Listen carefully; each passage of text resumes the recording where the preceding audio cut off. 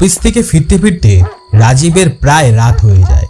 আর রাত হয়ে গেলেই এই শূন্য গলিপথে রাজীবকে একা একা ফিরতে হয় তার ভাড়া বাড়ির উদ্দেশ্যে। ভাড়া বাড়ি বললে ভুল হবে, বিশাল এক জমিদার বাড়ি। তার ভেতরে একটা ছোট্ট ঘর ভাড়া নিয়েছে সে। কম পয়সার মধ্যে বেশ ভালো একটা ঘর পেয়েছে সে, কিন্তু মনে হয় যেন সে জমিদার বাড়ির মালিক। তবে এখানকার পরিবেশটা খুব একটা ভালো নয়। রাত 8টা-9টার মধ্যে একটা লোককে খুঁজে পায় না সে। একা একাই সে বিচরণ করে, যেন এই পৃথিবীতে সে একাই বসবাস করছে।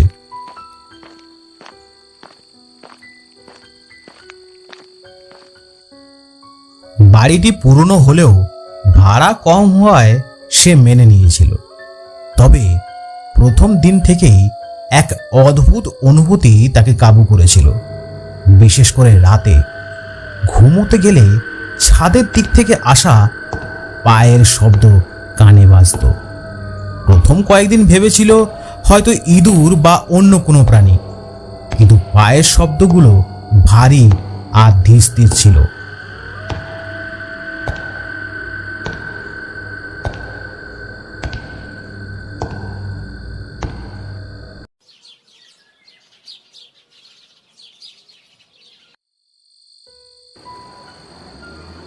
পরের দিন রাজীব তাড়াতাড়ি অফিস থেকে বের হলো, কিন্তু তাতে বেশি সুবিধে করতে পারল না, কারণ সে কলকাতার ভয়ানক এক জ্যামে ফেঁসে গেল।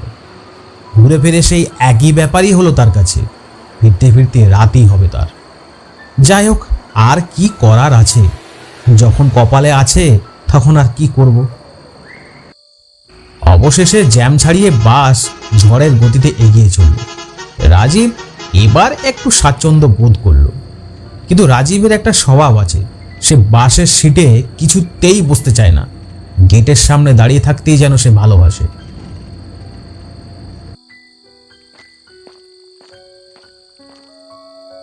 খাওয়া দাওয়া সেরে নিয়ে যেই না ঘুমোতেই যাবে, এমন সময় সেই শব্দ, সেই হাঁটা চলার শব্দ। আজ যেন হাঁটা চলার শব্দটা বেড়েই চলেছে। রাজীব আর সহ্য করতে পারল না। সে ভাবল আজকে এই শব্দের উৎস যে করে হোক খুঁজতেই হবে। তাই সে ছাদের উদ্দেশ্যে এগিয়ে চলল। এরপর রাজীব ছাদের সিঁড়ির কাছে এসে দাঁড়ালো আর কান পেতে শুনতে লাগলো সেই শব্দ। আর সে অপেক্ষা করতে পারছে না। এরপর সে সিঁড়ি দিয়ে ছাদে উঠতে শুরু করলো। ছাদে উঠতেই রাজীব অবাক হয়ে গেল। কেউ কোথাও নেই। চাঁদের জ্যোৎস্নায় ছাদ আলোকিত হচ্ছে, কোনায় কোনায় দেখতে পাওয়া যাচ্ছে। তাতেও রাজীব ভালোভাবে দেখল কেউ কোথাও নেই। তাহলে শব্দটা কোথা থেকে আসছিল? হতে পারে রাজীব হয়তো ভুল শুনেছে। তাই সে নিচে যাওয়ার জন্য যেই না পা বাড়িয়েছে, হঠাৎ সে থমকে দাঁড়ালো, যেন কিছু একটা দেখেছে সে। রাজীব যেটা দেখলো সেটা হলো একটা কালো ছায়া, বেশ লম্বা চওড়া, রাজীবের দিকে তাকিয়েই দাঁড়িয়ে আছে।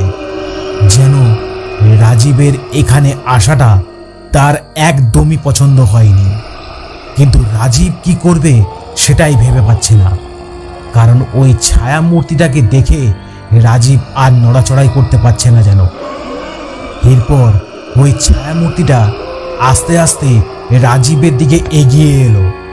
রাজীব সমস্ত শক্তি দিয়ে সিঁড়ি দিয়ে তত্তর করে নেমে দৌড়াতে শুরু করলো।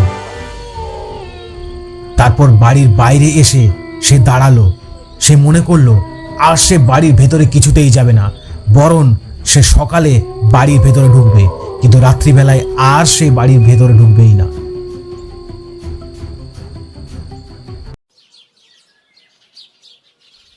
পরের দিন সকালবেলায় রাজীব বাড়ির মালিকের কাছে সমস্ত ঘটনা শুনল। এই বাড়িতেই একজন থাকতো, সে নাকি একদিন রাত্রিবেলায় ছাদে গিয়েই হার্ট ফেল করেই মারা যায়। তারপর থেকে তার আত্মা ওই ছাদের মধ্যেই বিচরণ করে বেড়ায়। তবে আজ পর্যন্ত সেই আত্মা কারোর কোনো ক্ষতি করেনি। কিন্তু রাজীব যেন মেনে নিতে পারছিল না। ক্ষতি করেনি মানে ক্ষতি করবে না তা তো নয়, ক্ষতি হতে পারে। তাই রাজীব সে ঘরে আর থাকতে রাজি হলো না। অন্য জায়গায় আস্তানা খোঁজার জন্য সে বেরিয়ে পড়ল।